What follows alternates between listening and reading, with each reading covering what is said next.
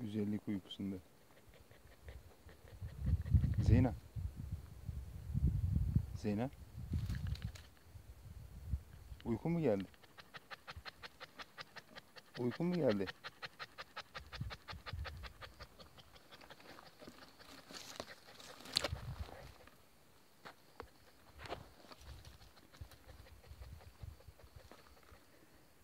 Üvey kabındayız. Sıcakta Zeynep uyuyor. Volkan üstünde. Takip et Kenan, alçaldı bak. Alçaldı, dere yatağına yattı.